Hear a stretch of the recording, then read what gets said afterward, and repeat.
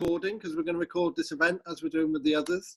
Thank you very much for attending. My name's Paul Kelly and I am the director of Breaking Ground, which we launched on Saturday. Apologies for those that have heard this before, but we are the new community-led housing hub for the Liverpool City region, and our aim is to promote all the models and possibilities of what community-led housing offers, and then to provide expert skills and advice to groups to get their projects to fruition and to happen. So I've been in post since April, so I've been locked in my dining room and now at the moment my living room. But we've got there to this point where we're launching the hub, and we've got a couple more years funding, hopefully, touch wood, coming from Power to Change, to continue to build this growing movement of community-led projects. And obviously Liverpool has got a huge history of this sort of work across our region. We've been having this festival, kind of doing a bit of, we wanted to have a big gathering over a weekend with all these events, but obviously that's not happening at the moment. But I've been really excited about the sort of response we've been getting to the events. And tonight is event 8 of 18, or actually it's gone up to 20 events we're hosting over the next, till Sunday. So we're on event 8, and I'm really, really thrilled that we've taken the ferry to the Wirral. And we've had a bit of connection with Sefton and Knowsley and obviously Liverpool, and now we're on the Wirral, which feels great. And I'm really excited to be able to welcome Mark Craig from New Ferry Community Land Trust, who's going to tell us about their quite extraordinary and very particular journey that they've been on.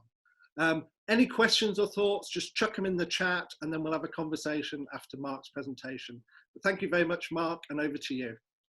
All right, thank you, Paul. I'm here, and my sister Louise is just off camera at the side of me. We'll go through a number of slides, most of them very, very quickly. They're quite visual, and when we finished, we have other people who are here who will be able to maybe answer some questions if I can't, and that's Margie Kegg, who is the chair of the New Ferry Community Land Trust. And we also have on this meeting with us Neil Mitchell and Lee Parker, both from Wirral Borough Council. So welcome everybody, and let's get started. Can you all see that on your screen? Just to anybody who doesn't happen to know where New Ferry is, this just shows you that we're south of Birkenhead, on the bank of the River Mersey, and we have Port Sunlight Village right next to us, which is quite significant really, because when New Ferry developed from the 1840s onwards, of course, it was already there before Port Sunlight Village arrived right on its doorstep from the 1880s onwards. New Ferry was quite an important local district centre, which had grown up mostly to service the merchants who were coming out of Birkenhead and over from Liverpool to settle next to the river at places like Rock Park that came up towards this area. So it was once quite an important district centre, and as I said, Port Sunlight Village, which was developed next to it. Port Sunlight Village doesn't have a district centre because, as I said, New Ferry's district centre was already there first.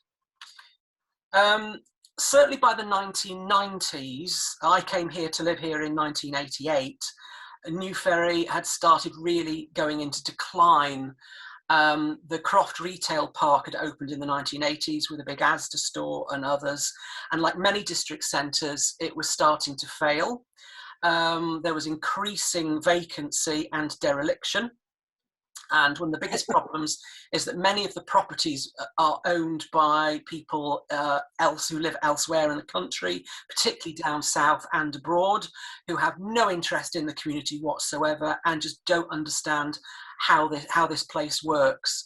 In terms of housing, which is significant for our project, We have some parts of New Ferry are in the worst 10% nationally on the index of multiple deprivation.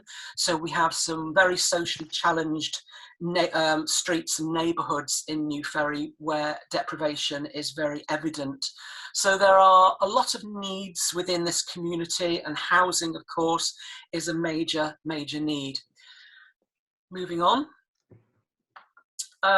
Things really changed in 2016, 2017. Many of the larger services which were here had moved out. The job centre had gone, and this particular building had been the connections building where young people used to go for training advice and job advice, etc. And a guy called Pascal Blasio brought his furniture business in. I took that photograph of the store the week he opened, so that was his bunting that he put outside it, which I think was in the summer or autumn of 2016. Of course, you're very familiar, many of you will be, with what happened when Mr. Pascal Blasio decided he was going to scam his insurance company, and so he discovered that the private gas company who should have disconnected the gas pipe from the mains into the building and removed it, they hadn't done so, and the pipe was still there with a cap on it. And so obviously he decided to open the valve, take the cap off, and to release gas, and with an ignition source in the building, he thought there would be a bit of a fire. Well, unfortunately, as those of you who remember it, on the Saturday, the 25th of March, 2017, it was an awful lot bigger than just a small fire. It was a massive explosion. From Wirral Council, who quoted, the largest explosion on Merseyside since World War II. These pictures were taken on the night. I wasn't in New Ferry on the night. I was over at my mother's house in North Wales. But within 2 minutes of the explosion having happened, I got a phone call from one of my frantic friends. I jumped in the car, and it took me half an hour to get back to New Ferry. And it was just a scene of total chaos with about 100 ambulances down Newchester Road. And it was very difficult to get back into the centre to see what was happening, because they were setting up cordons and so on. But by the morning, the scale of the devastation started to become evident, and you can see there the flattened building, which was the furniture warehouse, and there was a charity shop next to it, and a co-op care funeral care parlour, which had a dance studio straddled across the three buildings. But you can see on the opposite side of the street, you can see what was a row of shops, which all had flats with people living in them above. You can see the state of them. The buildings opposite literally lifted off their foundations and dropped back down again. The devastation went much, much further than what you can actually see. Off up to the right goes the rest of the what we call the precinct towards Newchester Road. But if you can look even at the very top of your screen, where there's a building on the top left, that's Grove Street School. Just to the right of that, I don't know whether you can see it, is New Ferry Village Hall. And even in that building, big chunks of the ceiling fell down as a result of the explosion. It was huge. This was our high street in the morning after the explosion had taken place. And as you can see, well, there were 10 businesses completely obliterated by the explosion, and a total of 45 other businesses that were affected and had to close because their buildings were in unsafe condition. Many of those were closed for 6 months until the cordon was pulled back and the owners were allowed back into their properties to see what the damage was and bring in their insurance companies. What was so annoying for everybody was that there was no compensation offered whatsoever for any of these businesses. It was just left to the insurance companies to try to sort things out. And of course, people who didn't have insurance were really in the mire, as it were, trying to put it as politely as possible. Not just shops, but also homes in the area as well. that there were over 200 buildings were damaged in the area, and that was not reported on the media when you would have seen it. They kept talking about what was in the immediate surroundings of the explosion, but this is what happened to over 200 properties in New Ferry that went unreported. And that top left is an example. That little terrace of houses was at the side of the main explosion site, which is where the pile of rubble is, you can see in the foreground. And there were it was a bedroom window. There were two children playing on a bunk bed at 9:15 in the evening when the explosion happened, and it was a condensing unit that blew off the building that went up and blasted through that window where the children were, and the mattress actually flipped over on top of the two children playing on it and protected them from harm. So they were all right. But there were 90 people were injured in that explosion, and 2 quite seriously. You can see in the bottom right, that is a couple of streets away from the explosion. That's a window frame embedded in a 1-inch thick wooden gate to someone's backyard. So you can see the debris that came raining down on the community. This map we had done at the time by one of our people that shows the extent of the damage, and of course the purple in the centre is where the explosion was and the most severest of the damage, and you can see going out to the oranges, the red and orange, and then to the yellows where it was just light damage. But the blast radius was about 1.5 kilometres, and as I said, the over 200 properties that were damaged were within that area. What was obviously so, as I said, so frustrating was that there was no compensation offered to anybody. So people lost their homes and people lost their businesses. And the government, despite Alison McGovern, our MP, having stood up in the House of Commons a few days after the explosion and asking the then Prime Minister Theresa May, would the government step in and help, and Theresa May said, yes, we will. In effect, the government did absolutely nothing. And we had to put up with not only the government not helping New Ferry in any way, but what was so really frustrating was that other places that had disasters occur to them got compensation almost pretty quickly. You'll remember the Salisbury poisonings. Well, after 2 weeks of the city centre being closed down, the traders went complaining to the government and said, oh, we're all suffering, we've had no footfall for 2 weeks, we're all losing money. And the government went, oh, there, here's £1 million to share between yourselves as compensation. We went to the government and said, hang on a minute, we've had shops that have been closed for 6 months, you've not offered us any compensation, are you going to give us? And the government just said, no. So I don't want to be political about it, but let's move on, because all of this is significant in how our CLT came into being. A group of us went down in September 2018 with Alison McGovern, who's there in the centre of the picture, to see the then Minister James Brokenshire, to plead with him, will you please help the community of New Ferry, as Theresa May promised.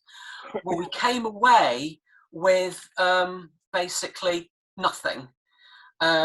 He said, no, we cannot give any funding straight out for New Ferry. However, what he did mention was this thing called the Future High Streets Fund, which was just getting underway at that time. And so he recommended that when the time was right, Wirral Council should apply for that funding, which they actually did later on. And that's significant. So as a community, we were left with exploded, the site where the explosion had taken, and so many other properties had to be demolished. And it's like, what do we do as a community? Where do we go from here? So initially, a group of us set up Justice for New Ferry to try to fight for something to happen, and realising that the government was not going to be stepping in as we would like, and the council also having suffered several years of having to cut its budget, didn't have the money to just materialise suddenly to do what really needed to be done. So in Justice for New Ferry, the group of us said, maybe we need to look at, perhaps we can do something. So it was suggested to us, I think initially it was one of Alison McGovern's staff, Debbie Kane, who I think was, Joe Bird might be able to correct me on this, might have been one of the first people to mention, have you heard of community land trusts? And of course, with Councillor Joe Bird's help, Joe who's listening in on here now, also has had involvement with community housing projects. And so came and had a chat with us and said, yes, maybe setting up a community land trust might help, because you'll be able to access funding that can help you potentially acquire some of the buildings, and you can then do them up and let them out. And of course, with CLTs, there's normally a focus on residential accommodation, but commercial accommodation is not ruled out within the CLT model. Well, we thought this will fit what we really need and want to do, because somebody has to do something and be seen to be doing something, because the biggest complaint from the community was, no one's doing anything. They thought the council's not doing anything. Well, actually, the council were doing things behind the scenes, but it wasn't very evident to most people. And the government certainly weren't doing anything at all. I think they did initially offer £150,000 for a study to look at how many houses could be built on the explosion sites. And that was it. But it did nothing for the traders, because obviously what was needed was replacement space, retail and commercial space, to partly replace what had been lost, because we lost so many businesses that just had to go. And things started to really deteriorate, certainly in the precinct, where footfall fell by 90% after the explosion, and it's still very depressed now. And several businesses which did survive the explosion have since been lost, because that footfall has remained low. So doing something in the precinct, particularly and the district centre itself, was the primary focus of our CLT. And we started off obviously with no funding before, as we was trying to draw attention to ourselves within the community.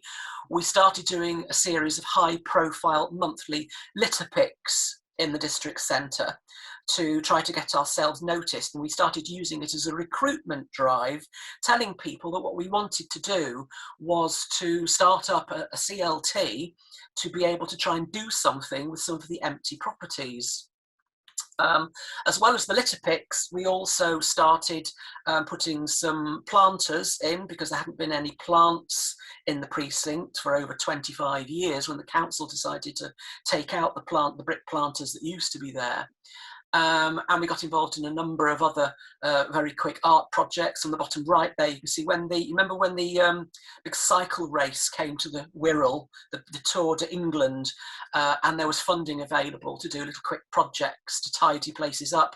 We created a gravel butterfly, the butterfly having been adopted as our symbol of regeneration for New Ferry. We also started having pop-up markets in the district centre.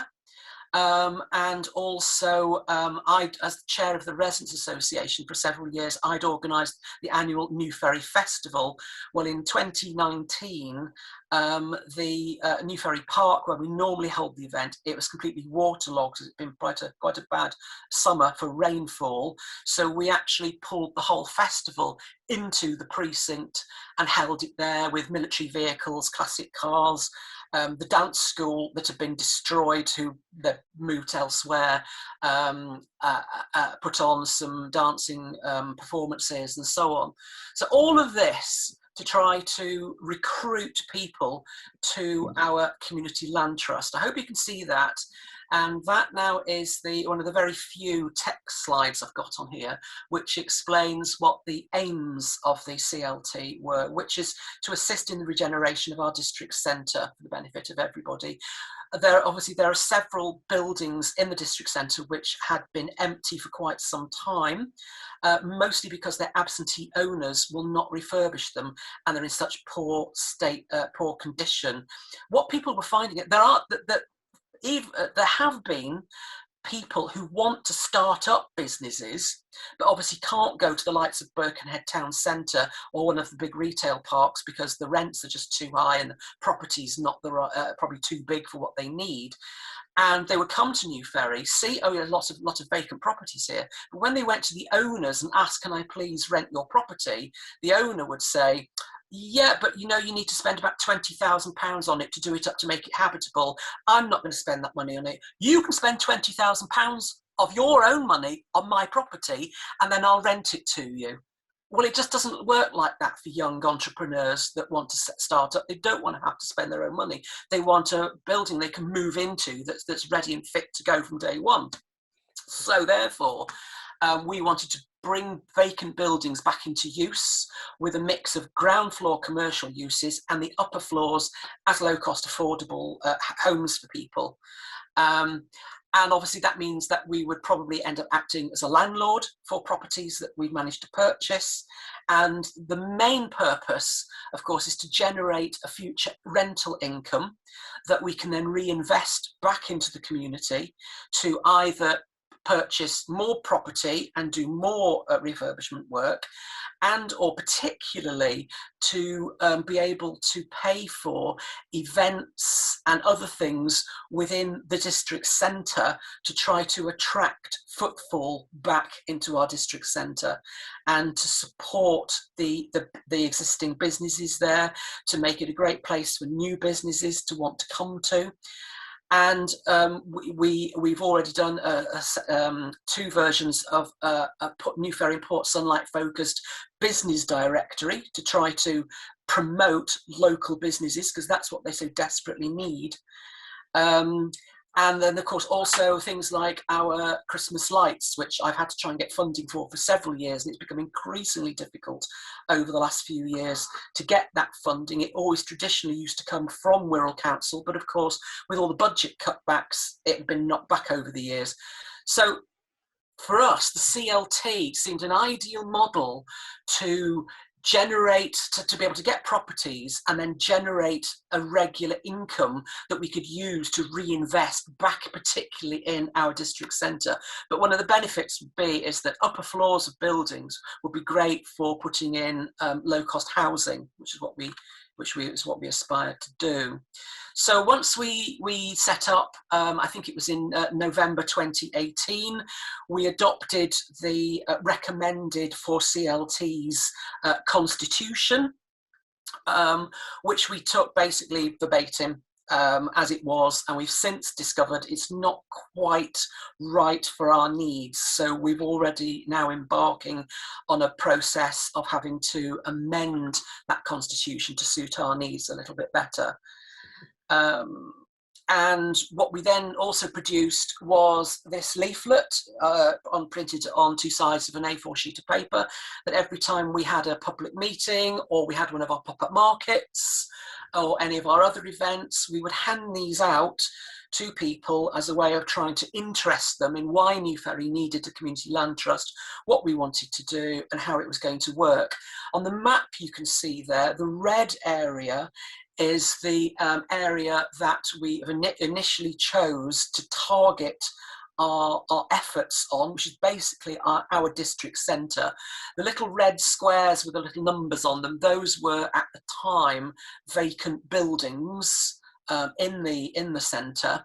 And the blue areas, now this is significant, the blue areas that you can see, the three of them, they're the main development sites. The one in the middle is where the furniture warehouse was, the main explosion site, and the two other sites where the council is now looking to put, and are working on putting together a big new redevelopment scheme. So of course the council managed to find £1.3 million to start acquiring properties that were on the sites of the main development, those three main development sites. But what the council couldn't do was deal with the rest of the district centre. And obviously that's where this working relationship between our CLT and the council came about, in that the council recognised that if we were able to get funding, we would be able to buy some of the empty properties outside of the development zones to be able to refurbish them and get them back into use again. So the council decided to make the application to the Steve Rotherham's, the Combined Authorities Fund. That very quickly before I come to that, this is the current development plan for those 3 sites, with a mixture of the 2 sites on the left, it's ground floor retail with 2 to 3 stories of accommodation, flats above. And then on the larger site, we will lose half of the existing car park, although there will be some car parking spaces recreated elsewhere. So half the car park will go, and a big row of mostly derelict shops on Newchester Road will go to be replaced with housing. So, as you can see there, the other thing I was going to mention, I've also mentioned the Future High Streets Fund. You might have picked up on this recently because it was, I think, announced on Boxing Day that we've actually been successful in the winning £3.2 million finally from the government, which the council will be putting to good use to assist the big redevelopment plan. But they're trying to get a development partner on board for that, or maybe development partners. That's still ongoing, and there'll be some announcements hopefully later this year on that. So obviously things are starting to come together for New Ferry. So in terms of the Community Land Trust, so the council thought when Steve Rotherham announced the fund that he had, that New Ferry and Liscard were put forward. I think it was £6 million across the Liverpool City region, and each local authority could bid for up to £1 million. So in Wirral's case, the council split that between Liscard and Wirral, so it's £500,000 each. And of course, it was picked up and announced by the Wirral Globe, probably a bit prematurely than everybody would have liked, in the summer of 2019, because there was quite a way to go before we got to that stage. Whilst we were waiting then for a decision on whether or not we would get the money, certainly through the rest of 2019, it became very frustrating for the CLT as we were growing our membership, in that several properties were becoming available. We did negotiate with the owner of the former Right Way DIY building, you can see here on the left, that Right Way had quit in 2012 and the building has been empty ever since and deteriorating, and of course it was damaged by the explosion. We tried for many months to try to get the owner to agree to sell it to us, but the council's valuer had a look at it inside, as we did, and said it wasn't worth any more than £60,000 in the state that it's in, because it needs a lot of work doing to it. Probably as much as £200,000 would need to be spent on it as a rough estimate, just to make it barely habitable. The owners wanted £120,000, and it was just never going to work, so we had to let that one go. And there were other properties that came up for auction and so on, but because we hadn't got the funding agreed yet, and we hadn't signed the grant funding agreement that was going to come, we couldn't go, because we hadn't got the money in the bank, so we couldn't go to auctions and we couldn't bid for anything. So while everything was being worked out with the combined authority, between the council and the combined authority, we had to see so many properties slip through our fingers, which was deeply frustrating for us. This is the famous action plan which the council put together in the summer and autumn of 2019.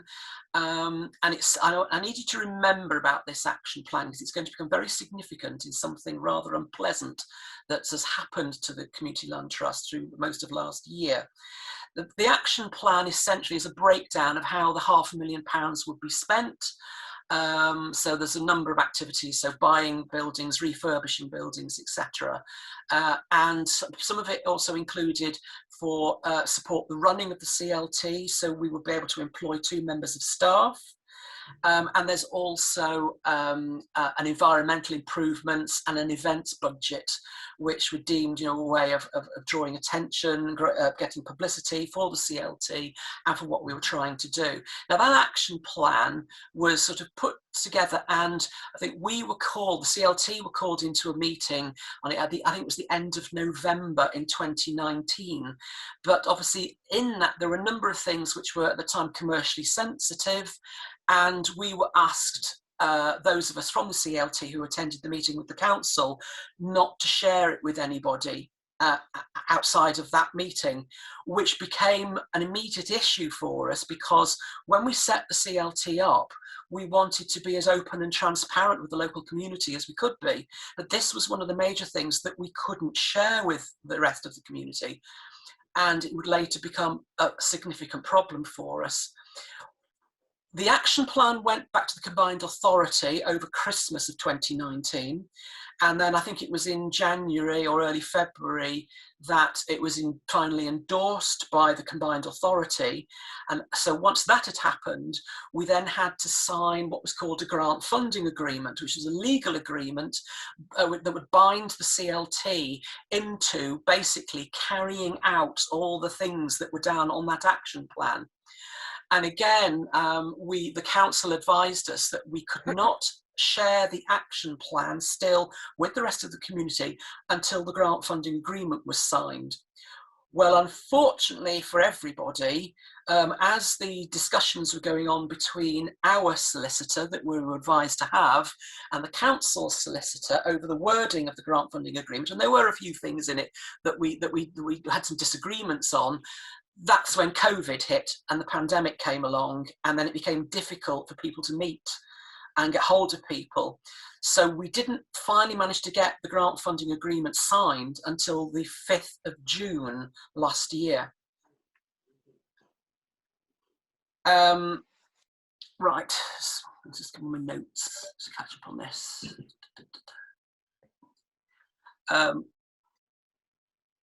The building that we ended up buying was actually that building, which on the first slide I had showing New Ferry, is the tall building which you can see on the left-hand side. The Shillings Building, we know it as. It came up for auction at the start of 2020. It had been repossessed from its former owner several years earlier, as it turned out, who had been trying to negotiate with his bank to hang on to it. But the bank had decided that things weren't working out. They put it up for auction, and Wirral Council decided it was an ideal project for us. Even though we hadn't signed the grant funding agreement, it was too good an opportunity to miss. And the council went to the auction and bid for it. Well, there were a bit of shenanigans that went on at that auction. That somebody did bid £206,000 for it, but for various reasons, they were not able to satisfy the auction house on the day that they could pay the deposit. Neither could the second highest bidder. And so the council were offered it at their highest bid of £170,000. Which the council said yes, they paid the deposit, and so the whole process commenced. So we'd got our building. But then the problems really started. I'll come to those in a moment, but just basically explain about the building. It had been a pub on the ground floor called Shillings initially for several years, which had closed down about 2 or 3 years ago. And then the owner had been converting the upstairs, which we believe had been something similar to bedsits. And I did manage to find recently, actually, an advert on an old website where it was being advertised as hotel accommodation. But he put an application in several years ago to convert it into 4 self-contained flats. And so for several years, that work had actually been going on the quiet. And so when we went to have a look at the building, 3 2-bedroom flats were about 90% completed, and 1 flat, which is basically back to brick, is a bit smaller than the others, is only about 10% done, so that needs quite a bit of work doing on it. Will be a 1-bedroom flat, so it's 4 flats, and the ground floor was obviously being refurbished for whatever. We assume that the pub that was there may have been going back.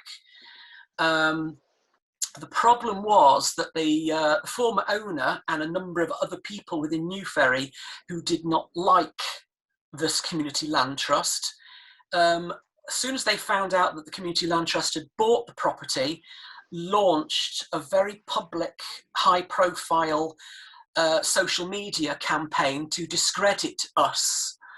And we started getting hate mail, emails sent to us as individuals, the board members.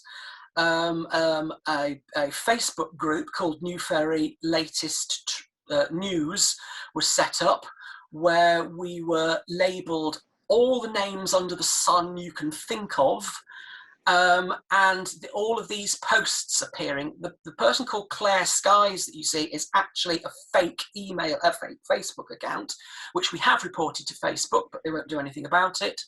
And a lot of the posts that were put up, as you can see, started being very accusatory, talking about, and what these people were pushing for was the fact that the £500,000 from the combined authority should never have been given to the CLT in the first place. Their argument was that the community had never been offered any compensation from the government, and the £500,000 should be split up between all the existing businesses and given to them as compensation for the businesses to do with as whatever they wanted. So they totally disagreed with the money being given to the CLT. They didn't understand, and they still don't understand, what it is that they don't want to listen to what it is that the CLT is actually trying to achieve here. And so we were being accused of keeping the action plan secret, and they started demanding that we should reveal it to them. Well, we couldn't, because until we'd signed the grant funding agreement, which we did on the 5th of June, we couldn't. And this all started from the middle of March onwards. And the hate campaign really started getting very distressing for us. So let's move on to eventually it culminated in the owner taking us to court, claiming that we had broken the Cooperative Community Benefit Societies Act of 2014 by failing to reveal the action plan to the rest of the community and our own members outside of the board. Now, as I said, we've been told legally we couldn't reveal that action plan, and the day we signed the day we signed the grant funding agreement, we published the action plan. But it didn't stop the guy taking the court action, and this went on all through the summer. With, you see, the posts that were there, you know, saying, you know, failing to disclose information or fraud, it's 10 years. You're going to get 10 years, Mark Craig and Margie Kegg and the others. Anyone who tangled with these people online, and some people within our membership did. This is the type of things that later happened, although the police have said you can't prove it was any of the people involved in the hate campaign against you, but we ourselves are convinced that people involved in that hate campaign were the ones responsible for attacking our cars, our properties, property windows, etc. So it's been pretty horrific, being taken to court and all of the things. So that was at the point in the summer of last year when it was basically exploding our heads. And we found out about Paul and the City Region Housing Hub, and we went to Paul and said, help! And that really is where, for us, things really started to change, because the council had already advised us and the police had advised us not to respond to the hate mob's calls and taunts and so on. So we had to say nothing on social media. We had to leave it. And what we needed to concentrate on doing were all the important things, which when you set up a CLT, you need to do. And we didn't know everything that needed to be done. So this is where Paul, and particularly Catherine Simmons' help came in as really being really valuable for us. So one of the first things that Catherine launched upon us was a skills audit to try to find out what skills our existing board members had and where we had skills gaps. And obviously there were particular areas that we did have skills gaps in. On this list here, you see the ones marked in red are the ones that we were lacking and still are lacking. So obviously fundraising, although I've had a bit of experience with fundraising myself, not for really major things I haven't. And obviously housing development, housing management, not really something we're big on. Legal certainly is something that we needed, legal help, as we don't have anything like that on our board. And then, of course, the ones in yellow are things where we had some experience, so income generation, marketing, PR, service user involvement. And obviously then the things that we have had experience on are the ones in white. So these are the sorts of things that Catherine and Paul have had to help us with. So roles of the board members, we had to determine exactly what it is the chair does, what the secretary does, the vice chair, etc. And I remember saying to Paul, I don't even know what do we put down, where do we start? So we had to see some other examples to be able to have a look at.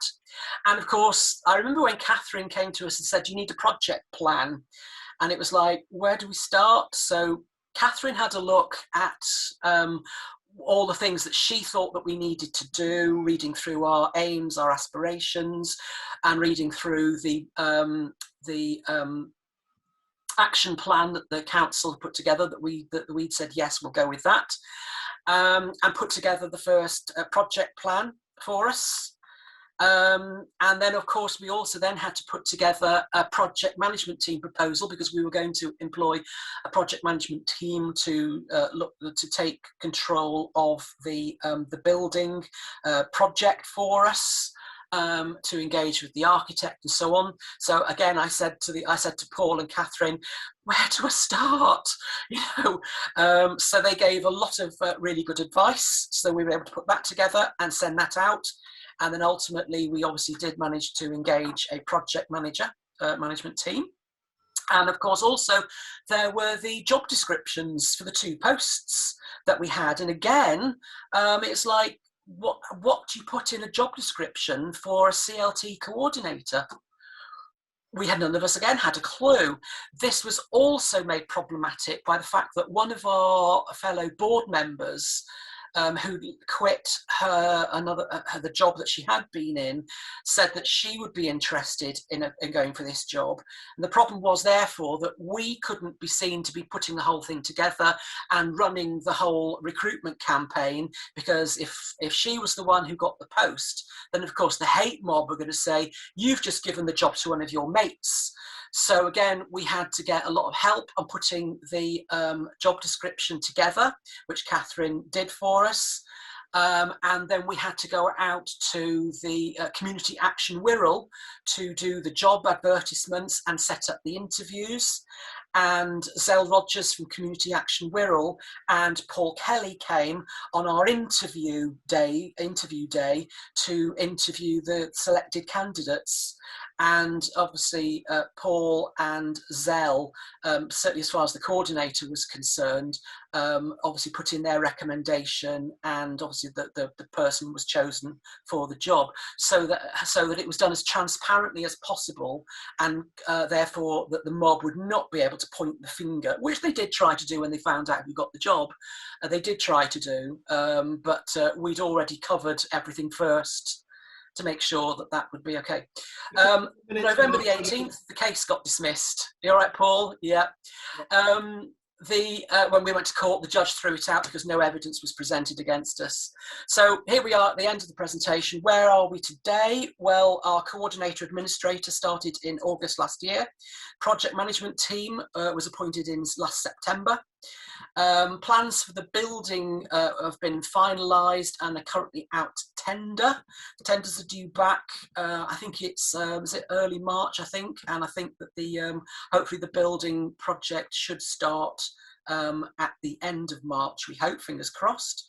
Planning application's gone in just for a change of use from public house as it was on the ground floor to be general retail and other commercial uses, because we don't know what type of tenants we're going to get for the ground floor retail space, which is probably going to be 2 retail units we're going to have rather than 1 large one. So the refurbishment at the moment is scheduled to finish by August, when the funding is supposed to finish by, although it's possible that the Combined Authority might extend it to the end of December. It's being talked about because there are other people getting the same funding who are a bit more behind than us, and COVID certainly hasn't helped things. We're currently rewriting our constitution. We also have to revise membership recruitment policy. We had to shut recruiting membership down when COVID hit, because the 2 shops where people could pick up application forms had to close down because of COVID, and they're still closed now. We need to stop the hate mob who want to take us over. They want to come in and vote the board out and take over control. They've already publicly stated that on their Facebook page. Our AGM, we've got to postpone obviously because of COVID, and we're having discussions beginning regarding new funding bids and our next project. Those discussions are just getting underway now. So of course, key to all of this, and this has been mentioned in some of the other discussions this week, is how your local authority how much it gets involved with your project. Well, in our case, it's very, very close working relationship with Wirral Borough Council. So the lessons that we've learned, this is the last slide, lessons that we've learned: research before you start up as a CLT what you will need to do, and learn from and take advice, obviously, from Breaking Ground and other CLTs. We've already got another group of people on Wirral who are interested in setting up a CLT in Liscard. I'm going to be doing this presentation to again next week. They've come to us already. Make sure that you recruit to your board people with as wide a range of experience as possible, including someone with legal experience, because yeah, you need them, as we found out. We didn't, at the time when we registered with the National CLT organisation, we didn't tick the extras box for legal cover. Well, that became a bit of an issue for us in the summer. Had it gone any further, we would have needed to pay solicitors, and because we hadn't ticked the box, we wouldn't have been able to get the legal cover. Try to keep your local community as engaged, as informed as possible. Yeah, we had some difficulties with that, but we'd say wherever you can, talk to the rest of your community, make sure you get them on board. Don't respond to negative comments, as I said, and personal insults on social media. Try and put out good news stories and messages, which is what we have tried to do since the middle of this summer. If you get a grant funding agreement to sign, do get a solicitor to have a look at it for you. We were recommended we should do that, and we're so glad we took that advice, because there were things in it that we did have to quibble over, but it's all sorted now. Be prepared to have to work long hours to set yourself up with all the correct documentation you need, yeah, particularly if you're going to employ staff, as we have. And don't take the recommended constitution as being perfect. As I said, we're having to revise it to suit our needs. So that is where we are up to now.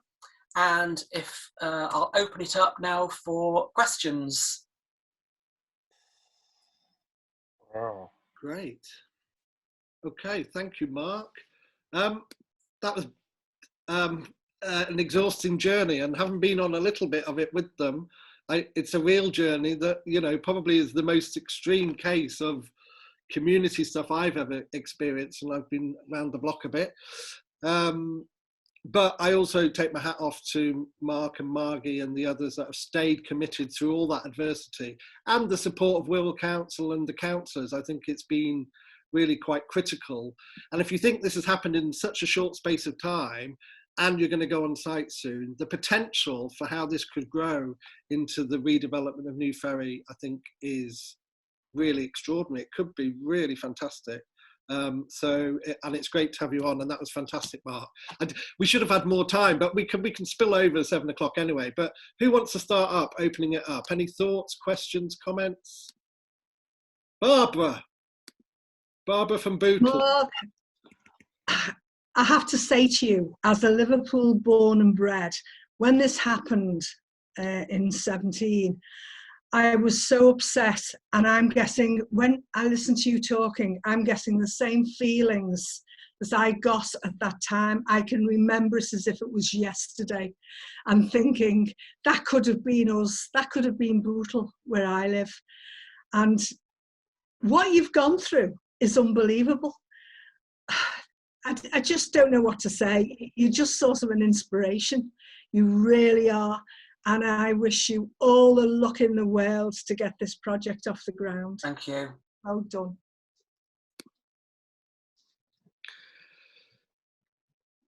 Nick. I was just saying, I agree with Barbara. I wasn't putting my hand up. Oh, I saw your hand was up. Sorry. Okay. All right. Sorry. Okay. Very inspiring. David, were you going to say something? I suppose maybe if I open it up then, what do people think about this idea of, you know, organisations like New Ferry Land Trust, and Homebake's the same and Granby's the same, but the idea of, you know, buying up the high street and having that in your ownership to stimulate the rebirth of our neighbourhood centres? Is that a potty idea, or is actually that the solution? Discuss. Paul, I'll just say that I think that is the solution. I can't see anybody else bringing anything else to the table. I was going to say, I mean, Mark made the comment that there's quite a few owners in the area that don't live in the area. It's been an opportunity, it's an investment opportunity. They don't care about that neighbourhood. They just care about making sure the money comes in. Expecting new tenants to go in and invest a chunk of money with no security in that property. So I think with those sort of approaches to the high street never has the opportunity to establish itself, to get confident, to build and be stronger.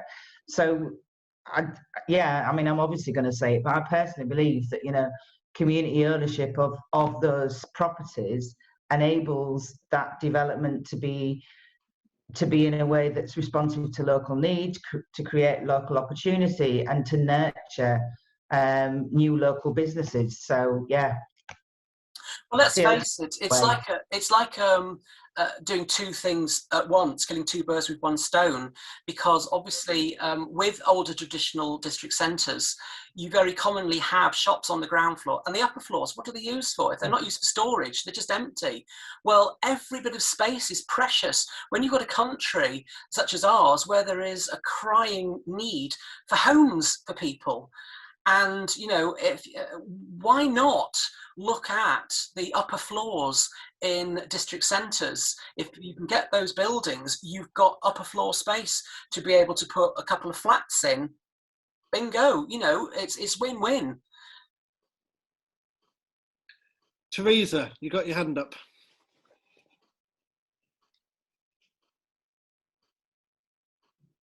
Sorry, I forgot I muted myself. Yeah, I'm from the Granby Four Streets Community Land Trust, and from the off, really, we wanted to renovate the high street as well as housing. But our houses and our shops are really derelict. I mean, probably worse than the bomb damaged properties you had. So that's really tricky because it's costing a lot. The advantage we had was having the council gift the buildings to us. So we didn't have to buy them, which is a bigger hurdle. I mean, when I say gifted, I mean, you know, I think it's £1 for a property, but there's still debates about overage that we'd have to pay them back. So any increase in value, you know, there's a kind of conversation to be had about how much you pay the council, if anything. So we're still negotiating, even though we renovated our first about, I don't know, 5 years ago.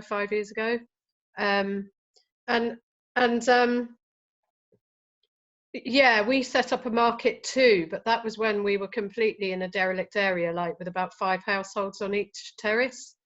And we set up a market with tables outside our houses. And that was really just to remind people we existed at the time.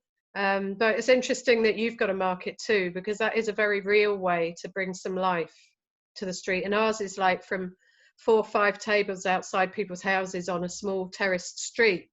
which had very few people living on it, through to on Granby Street, which is still this half quite derelict, having 85 traders in the summer months. So it's quite significant, and it just is a great thing to have, but very, very hard work. But congratulations, it sounds like you've been through the mill a bit. Yes, thank you. Can I just butt in there and say it was actually Granby Street that gave us the idea of the market.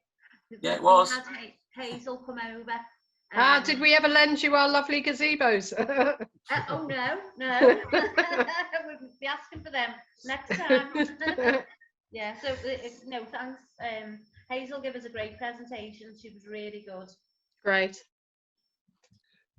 Jan, were you going to come in? Hasn't the law changed now about absentee landlords? Because I mean, it's an absolute scourge. All the places we work in, and we try and find like who owns these empty shops, and someone says, "Oh, I don't know, it's someone in London or wherever," and they're just holding people's communities hostage. They're just completely decimating, just ripping the soul out of town centres and high streets, and it's just not on. And I think it's a brilliant idea if the community can take over and shape a place how the people want it to be.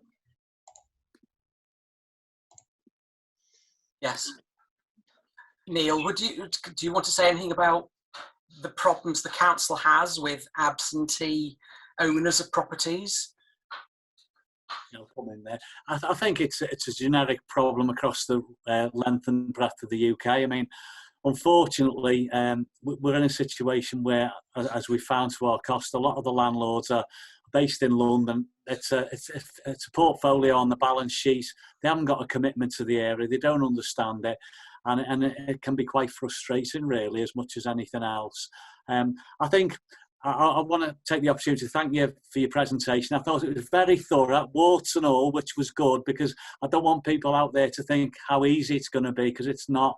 And I think your fortitude and determination is something to be admired. And I think when we cut that ribbon in September, October, whenever it is, I think that'll all be forgotten. It's going to be the biggest part in New Ferry, because obviously, hopefully by then we'll all be able to be there. So yeah, I think someone put in the chat it'd make a great documentary. I think it'd be even better than that. I'm hoping it's going to be on Netflix next year. Yeah, it's going to be a film drama. We've discussed this so often, haven't we, Joe? I think James Nesbitt will play you, Mark. Yeah, it could be pretty cool, that. Yeah. But the story's not finished yet, is it? I mean, really, because we're still here in the middle of it all, and we still have a way to go to get that building finished. So who knows what's going to happen between now and August? Yeah. Everything. I mean, don't think it will be all right once that bit's over, because then you'll be doing something else and it will get worse. I mean, it's just if once you get into it, it's hard getting out, and I'm not pretending anything. We had a certain amount of success, but it's really hard work still. Really hard work. So yes, yeah. Can I just say, I'd like to thank Neil and Lee. You know, we've got a cracking working relationship with them, and although they've said to us they're not gonna hold our hands through it, but they're always there to help us. You know, if we got any problems, we just pick up the phone, you know, ring Neil, ring Lee. It is a really good working relationship, and they've been brilliant. Thank you. And as I said, I think did he get touched on in one of the first of these sessions, Paul? Somebody did ask that question about the relationship between your community housing group, whatever it is, CLT or whatever, co-op or whatever, and your local authority. And certainly, as I explained in our case, that working relationship down to the level of the fact that the council, having recognised that they can help us to deal with something that they themselves can't deal with, and how that partnership works. So I think for New Ferry, it's been very beneficial. Yeah, absolutely. I think this is a good example of where it can work, and it's been really interesting to watch it since we've been slightly involved with you since we set up. And I think, going back to what Neil was saying, and I don't know if people have had the chance to watch the film Push, but you know, it's quite an eye-opener, that documentary, and quite a gentle, just subtle, factual documentary about the state of housing and who's owning assets across the world. And there is a role for local authorities to play, actually, and it's interesting how in some big cities are starting to change how things are delivered and say this is not, we don't want absentee landlords owning properties just to get the rents. So there is a part for local authorities to play. And I think it starts from building relationships, and that's what I think is really, you know, I know Homebaked and Granby have got great relationships in Liverpool. You've got great working relationships here, and we've just got to really embed them further. And, you know, Wirral as a council's really talking up this whole community wealth building agenda. I work closely with Matthew Brown in Preston, and the Preston model is talked about. And these things can happen. It's just making them happen. You have to have the will and some of the leadership, and then are willing to collaborate. And so it's great to hear these examples, because then people can see they can do it, if you know what I mean. Yeah. Yeah. Okay, any last comments? Catherine? Sorry, Paul, I was just saying both Grace and Joe have got their hands up. Oh, sorry, I can't see them. They're so small. I've messaged you privately. I'm quite old. Sorry, go on, Grace. I'll be really quick, and actually, Paul, you just kind of touched on it then, but it was just, so my name's Grace and I'm from Kitty's Laundrette, which is based up near Homebaked in Anfield. And so, you know, just watching all of, you know, hearing the examples and hearing about how everyone's taking inspiration from each other, and really, you know, how you at New Ferry had issues coming up, but that Homebaked could help with their sort of hard fought experience, and you know, taking inspiration from Granby. It's just, and then just seeing everything you've achieved despite the adversity just really makes you feel that people are really building on each other's learning, and that, you know, it's been a really tough slog for a lot of people, but hopefully the collective knowledge and sort of strength is really starting to grow. And that, you know, it feels quite exciting as well. Like, I really recognise how hard it's been, but it feels really, really exciting. So thank you very much for sharing that. Okay, Yeah. Jordan. Right. Yeah, much appreciation to everybody involved. The good relationships that exist now are priceless, and they've been hard won for. They didn't always exist. There was a lot of criticism in many different directions, much of it legitimate, but lessons have been learned. And as a local councillor, you know, this is what I was hearing from people on the street, on the doorstep all the time. You know, the site's got to be improved, nothing's been done, and we've all worked hard from different directions to change that situation, and it's really appreciated. And like you say, there's still plenty more to go. And using the Mark's presentation was absolutely brilliant, like to see the whole journey over the last 4 years, and starting before that as well. It's good to see it all together, and there's still more to come in the future, and we'll hopefully we'll be able to invite you all to the opening of the Shillings Building. Brilliant. Thanks, Joe. Well, on that note, let's wrap up. I just wanted to say that our little festival carries on. COVID's not going to beat us. See you tomorrow. So tomorrow we've got a session looking at the LGBT communities and housing solutions that are starting to pop up across the country. We've got Calder Valley Community Land Trust in the afternoon, who have done an amazing community share offer recently and have become also a registered provider based in Todmorden. We've got the Sea Salt story at 4:30, which is a group of young people in Brighton who have set up a student housing co-op, and they are just fantastic. And then in the evening, we've got Granby 4 Streets doing their slot to meet Granby. And the other one I would just point you to is on Friday, we've got a session at 1 o'clock with the Bristol City Council talking about how they have embedded all these approaches in clear and transparent policies within their city.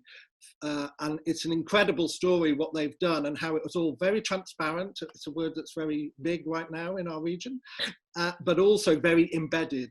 And they're enabling community-led housing there to thrive. And that's what we as Breaking Ground have called on all the local authorities in our region through our charter to adopt. So that's going to be a really interesting and inspiring session. But I just wanted to end by thanking again. Oh, sorry, Maisie, did you want to say something? Yeah, just when did you say the Bristol City Council one was again? It's on Friday at 1 o'clock. Okay, sorry, I think I missed that on the agenda. Great, thanks so much. Okay. I thought that was a Liverpool one. No, Liverpool City Council will be on it as well, but it's Bristol City Council presenting. Okay. And then Liverpool, the head of housing at Liverpool will be responding to that. Okay, good. I'm there. But just to end, really, thanks so much, Mark and Margie from New Ferry CLT. It's been great. We have recorded this and we will share it, and we are all behind you, and we're always here to help. Thank you very much. Thank you very much. Thank you, everybody. Have a good evening. Thanks, Mark. And Bye. Bye. Thank you.